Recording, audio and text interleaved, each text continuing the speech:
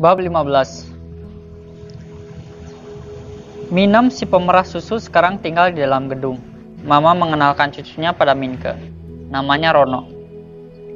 Sebelum Robert Melema mati di Los Angeles karena penyakit kotornya, ia memberi pengukuhan pada anak itu melalui surat. Oleh karena itu, Mama menerima Rono dan Minem. Minke menunduk. Dua anak Mama telah mati muda dalam waktu yang berdekatan. Ikut juga kuda Annelies beberapa waktu lalu. Kehilangan majikan yang disayangannya itu, ia enggan untuk terus hidup dan akhirnya bernasib sama seperti Annelies. Surat dari Robert dibawa Mama ke kantor polisi sebagai keterangan atas urusannya dulu dengan Ah Chong. Di kantor polisi itu, Mama dan Darsam terkejut karena melihat si gendut. Dia agen polisi kelas 1. Nama aslinya si gendut adalah Jan Tantang. Di hadapan Mama, Jan Tantang diperiksa oleh polisi lain atas laporan Darsam kepada Mama. Jan Tantang mengakui semua perkara, maka tak dapat dihindari pengadilan lain akan dilaksanakan. Mama menunjukkan surat Robert pada Minke. Dalam surat itu, akhirnya Minke tahu motif pembunuhan Tuan Melema. Ah Chong ingin menjadikan Robert Melema sebagai pewaris tunggal dan menggunakannya sebagai boneka untuk menguasai perusahaan. Atas hasutan Ah Chong, Robert membujuk Darsam berpihak padanya dengan 40 gulden imbalan untuk membunuh Minke. Tentu saja Darsam menolak mentah-mentah. Bahkan ia mengancam membunuh Robert jika sesuatu terjadi pada Minke. Majikannya hanya Nyai dan Annelies.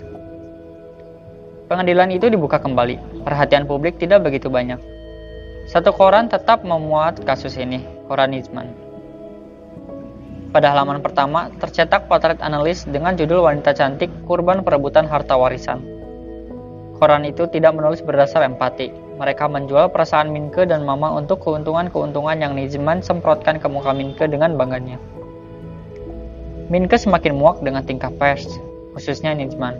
Di pengadilan lain, Robert Surhoff terbukti melakukan pencurian dengan Minke, Panji Darman, dan penjaga kuburan sebagai saksi. Baginya, hukuman tahanan selama 1,5 tahun dan 8 bulan untuk pemilik toko Ezekiel sebagai penadah. Dalam sidang-sidang selanjutnya, persoalan berkisar pada Jan Tantang, Minem, dan Darsam. Namun, pertanyaan lebih mendesak Mama dan Minke.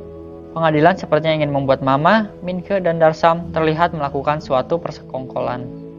Hal ini mungkin berkaitan dengan akan diambil alihnya perusahaan oleh Insinyur Maurits Melema.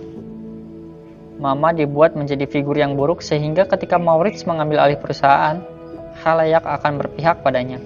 Pada malam hari, Minke memberikan salinan surat terakhir Robert Melema yang berisi persekongkolan Robert dengan Ah Chong kepada Khomer dan Nizman. Keduanya memuat itu dalam koran dan dipanggil menjadi saksi. Keduanya menuntut pengadilan untuk fokus pada persoalan pengadilan, bukan terus mengaduk urusan orang yang hanya berstatus sebagai saksi. Kesertaan Nizman dalam hal ini hanya sebagai usaha perdagangan semata.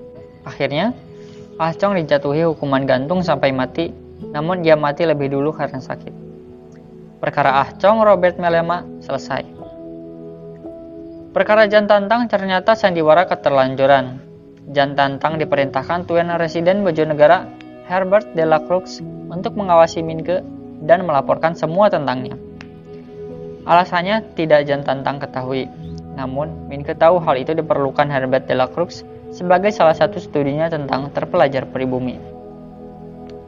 Sebenarnya Jan Tantang ingin memperkenalkan diri pada Minke dan bergaul dengannya secara wajar. Namun, Jan Tantang merasa rikuh dengan Minke yang seorang siswa HBS sehingga ia mengambil jarak dan karena itu muncullah kecurigaan tentangnya. Pengadilan menanyakan tentang hubungan Mama dan Minke tetapi Jan Tantang menolak, menjawab tidak tahu. Nampak ia tidak ingin menyusahkan Minke dan Mama karena ucapannya. Bicaranya pun selalu sopan, tertib, dan langsung. Minke tertarik simpatinya pada nilai kemanusiaan Jan Tantang. Pada saat pengawasan, Jan Tantang bertemu dengan Minem dan mengenalkan diri sebagai Bobah Kong karena ia dalam tugas dan tidak ingin diketahui namanya. Jan Tantang sebenarnya sudah tidak diberi upah untuk melakukan pengawasan itu. Namun, lambat laun, ia mengerti maksud Tuan Herbert, jadi ia membantunya dengan sukarela. Melalui Minem, urusan keluarga Nyai kembali diobok pengadilan. Pengadilan berusaha mendapatkan keterangan bahwa anak yang dilahirkan Minem bukan anak Robert Melema, agar anak itu tidak mendapat hak warisan.